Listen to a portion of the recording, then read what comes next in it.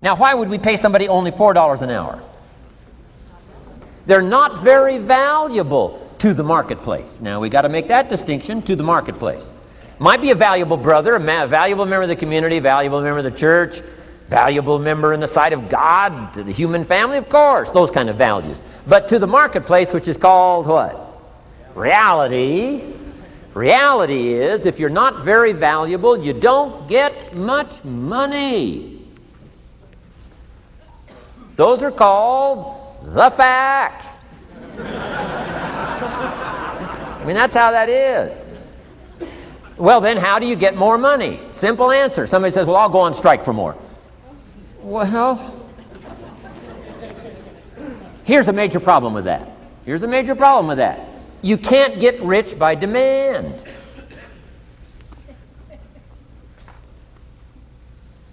Somebody says, well, I'm waiting for a raise. I'm telling you, it's easier to climb than to wait for a raise. Why not just become more valuable rather than wait? I'm telling you, that's the key to all good things. Becoming more valuable. Why would we pay somebody $400 an hour? They've become more valuable to the marketplace. See how this works? I'm telling you, this stuff is so easy. This is America. This is a ladder. How far is it from 4 to 5? I'm telling you, it's not far. $4 to $5 an hour? If you work for McDonald's, haul out the trash, they'll pay you $5 an hour. If you whistle while you haul out the trash, they'll pay you $5 an hour. I'm telling you. You'll get an extra dollar just for a good attitude. Yay, McDonald's. Wear the hat. It's incredible. $5. And then you just keep becoming more valuable, more valuable, more valuable. I got a telephone call 5 years ago. Company said, we're ready to expand internationally. We need some help. I was sort of semi-retired. Right? Looking for the next exotic beach. They said, no, Mr. Rohn, we got a project for you. Right? Going to expand internationally. We could use your help. Next little while, we'll add some millions to your fortune, make it worth your while. I said, okay. I thought later, isn't that interesting that they called me? My second thought was, of course they'd call me. Who else would they call? I mean, you know, I can get the job done. Now, how come I got a telephone call worth millions? I had become valuable. Now, I'm a farm boy from Idaho. I was raised in obscurity. 1 year of college, and I thought I was thoroughly educated. Made all kinds of mistakes galore. At age 25, the creditors are calling me saying, hey, you told us the check was in the mail. I got pennies in my pocket. I got nothing in the bank. I'm behind on my promises. How come I get a telephone call 5 years ago and it's worth millions? I changed. I turned my life around. Is it possible to become worth millions? Speaking economically, now there's a lot of values to become, but let's just talk economics. Is it possible to become that valuable? And the answer is, of course, of course. Now let me give you the secret. Shoaff said, here's the secret, Mr. Rohn. Learn to work harder on yourself than you do on your job. Once I got that, it turned my life around. Learn to work harder on yourself than you do on your job. Results. Every once in a while, you got to take a measure. See how you're doing with these three pieces: philosophy, attitude, activity. Now we take a measure called results. What is the results at the end of the day, the results at the end of the week? You can't let too much time go by without checking. When time goes by, 6 years I'd been out there working when I met my teacher, Mr. Shoaff. Shoaff said, well, Mr. Rohn, let's just go through a little summary here. He said, in the last 6 years, how much money have you saved and invested? Let's go through a little tab list here. How much money have you saved and invested the last 6 years? I said, what? 0. He said, you have messed up. You remember these notes. I like that. You've messed up. He said, who sold you on that plan? I thought, my gosh, the man's right. I'm a nice guy. I bought the wrong plan. What if you were 50 and broke? Right? Didn't need to change countries. bought the wrong plan. What a sad scenario that would be. But Shoaff said these questions. Let's go through some results. He said, how many books have you read in the last 90 days? I said, what? 0. Wisdom of the world available? Change your life, change your future? Wisdom of the world available? Develop any skill you want, earn the kind of income you want, have all the treasures you want, equities you want, relationship with your family that you want, everything that you want available, and the wisdom of the world to help you get it. Haven't read any books in the last 90 days. My teacher said, Mr. Rohn, you have messed up. I'm telling you, you've got the deal. Shoaff said, Mr. Rohn, in the last 6 months, how many classes have you taken to improve your skills or to develop new skills? Go for the American dream. Become rich and powerful and sophisticated and healthy and influential. How many classes have you taken in the last 6 months? I said, how many? 0. He said, you have messed up. He said, you don't need to unmess the country. You don't need to straighten out the perplexed. You don't need to straighten out any of this stuff. All you've got to do is look within and let results teach you a great deal about your own activity, your own attitude, and your own philosophy. I went through that process. Take this phrase home. Results is the name of the game. What other game is there? Results. Here's all life asks us to do. Make measurable progress in reasonable time. Just take home that little phrase. Good phrase. We're asked in life simply to make measurable progress in reasonable time. We demand it of our children. How many years do you want your child to spend in 4th grade? Approximately. About 1. If it looks like they're not going to make it, we pour on the pressure, called legitimate pressure, lack of results. Peer pressure, family pressure, school pressure, community pressure. Every other kind of pressure we can bring to bear. Why? You can't stay more than 1 year in 4th grade. As parents, you'd have to leave the community. You say, well, what if they're nice kids? Wouldn't you give them 3 or 4 years? And the answer is no. You got to make better progress than that. So you got to check fairly often. Some things you got to check every day. Some things you got to check at least by the end of the week. Salesman joins this little sales company. Supposed to make 10 calls first week. Wouldn't it be legitimate to call him in on Friday and say, John, what? How many calls? I mean, this stuff is simple. John says, well. Say, John, well won't fit in this little box here. Well.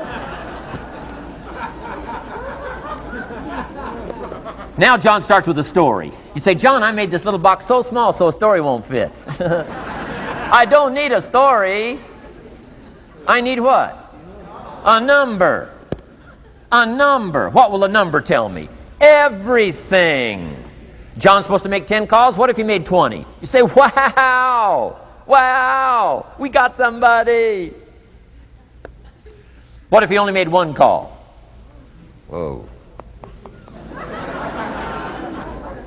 Will that tell us something about John's philosophy? And the answer is yes. Will it tell us something about his attitude? Of course. Will it tell us something about his disciplines? Of course. And if he wants a lesson in life change, all he has to do is be willing to face the numbers and come up with the results that will teach you to either celebrate if you got good results or fix whatever needs to be fixed in your philosophy, attitude, activity called disciplines. You don't need to go anywhere else. I do believe in affirmations. They are valuable as long as you affirm the truth. Because it says in ancient scripts, the truth, what? Will set you free.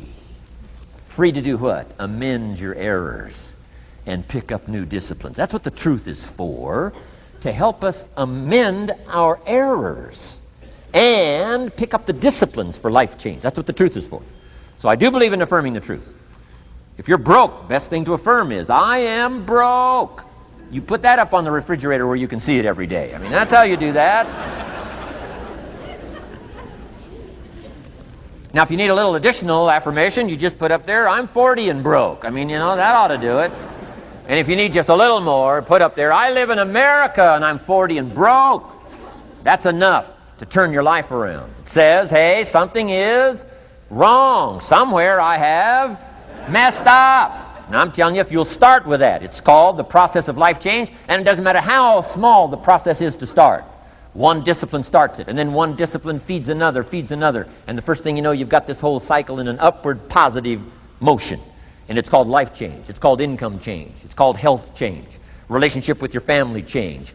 Equities unprecedented that you can have in numbers that will stagger the imagination if you do not curse what's available and start amending what's possible to get the results that you want. I don't think I can put it in any better language. Let me give you the day that turns your life around as quickly as I can. I got 4 parts to the day that turns your life around, and then we're finished for the day. Number 1, disgust. Disgust. Disgust is a negative emotion, but it can have a very positive, powerful effect. Disgust says, I've had it. What an important day that could be. I've had it. Wow. I met a beautiful, powerful, accomplished executive lady in New York. The company invited me to come in. This lady was a vice president, extraordinary lady. I got to know her and I found out her story. I said, how did you get here? Big income.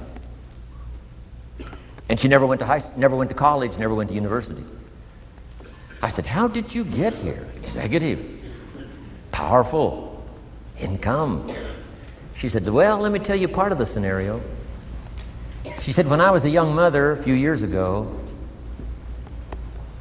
she said, one day I asked my husband for $10. And he said, what for?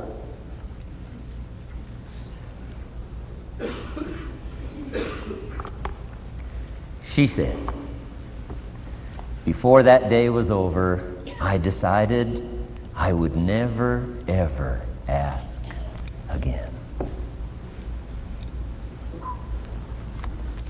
She said, I started studying opportunity, found it, took the classes, put myself through the schools, did the scenario. Now I'm vice president. I make a lot of money. And she said, I kept my promise. I've never, ever had to ask again. It's called a life-changing day. The day you say, enough is enough. Now, if you can add an act to your disgust, it helps. A man takes a shotgun to his car, blows out every window, destroys every tire, puts 100 rounds in it, and says, I've driven this embarrassing thing for the last time. And then he saves it. He saves it. And later when somebody says, how did you become rich and powerful? He says, let me show you this car. One day I'd had it up to here, I blew it to smithereens. Enough is enough. Powerful. Here's the last 3. Next is decision. Decision making is a life-changing day. If you went home today and in the next few days cleaned up a list of decisions, it could furnish enough inspiration for the next 5 years, 10 years. What an inspiring day, the day you can bring yourself to decide. And here's the 3rd one, desire, wanting to bad enough. Who knows the mystery of that? We don't know. But here's something I do know. Sometimes desire waits for a trigger, waits for something to happen. Who knows what the happening may be? A song, the lyrics, a movie, the dialogue, a seminar, a sermon, a book, an experience, confrontation with an enemy, a conversation with a friend who finally levels with you. Whatever the experience it is, it's so valuable. And here's my best advice. Welcome all experiences. You never know which one is going to turn everything on. Don't put up the walls. The same wall that keeps out disappointment keeps out happiness. Take down the walls. Go for the experience. Let it teach you. And here's the last one. Resolve. Resolve says I will. 2 of the most powerful words in the language. Benjamin Disraeli said, nothing can resist a human will that will stake its existence on its purpose. Shortly put, I'll do it or die. Best definition of resolve I got from a little junior high girl, Foster City, California. I'm going through some words one day. I got to this one and I asked the kids, who can tell me what resolve means? Some didn't know, some tried. Interesting. The last one was the best. Little girl about 3 rows back, she said, I think I know, Mr. Rohn. I said, what? She said, I think resolve means promising yourself you will never give up.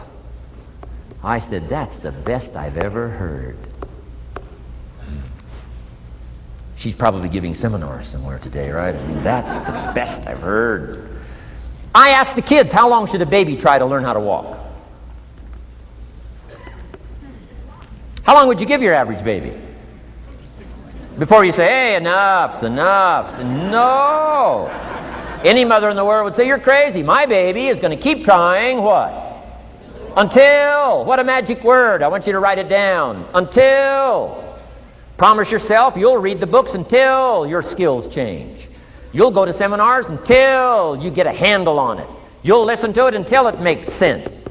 You'll go for it until you understand it. You'll practice it until you develop the skill. Never give up until, however long that is. Step by step, piece by piece, book by book, word by word, apple by apple. Walk around the block, walk around the block. Go for it. Don't miss the chance to grow. And resolve that you'll pay the price until you learn, change, grow, become. Then you'll discover some of life's best treasures when you pay that price.